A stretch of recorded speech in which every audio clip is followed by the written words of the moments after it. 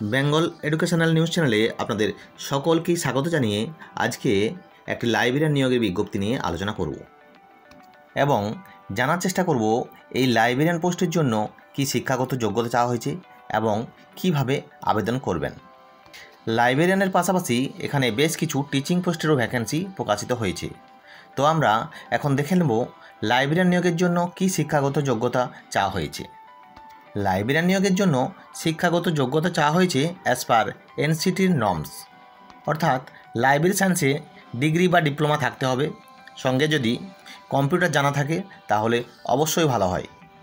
এছাড়াও টিচিং পোস্টের যে বিজ্ঞপ্তি প্রকাশিত হয়েছে তা হলো এডুকেশন, সায়েন্স, ম্যাথামেটিক্স এবং সোশ্যাল সায়েন্সে।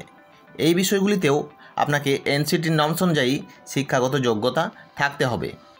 এখানে আপনাকে পোস্ট অফিসের মাধ্যমে আবেদন করতে হবে।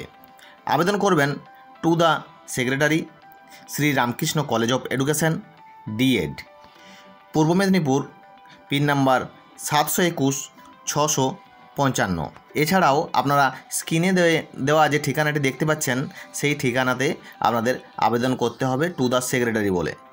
এছাড়াও এখানে বেশ কিছু মোবাইল নাম্বার দেওয়া হয়েছে, যেমন আমি বলে দিচ্ছি একটি নাম্বার 9732562815। এছাড়াও আপনারা যে স্ক্রিনে দেওয়া নাম্বারগুলি দেখতে পাচ্ছেন সেই নাম্বারেও আপনারা যোগাযোগ করে আরও ডিটেলস তথ্য জানতে পারেন। আজকে এই পর্যন্তই। আরও কোনো বিজ্ঞপ্তি প্রকাশিত হলে আপনাদের সামনে তুলে ধরব। ভালো থাকবেন।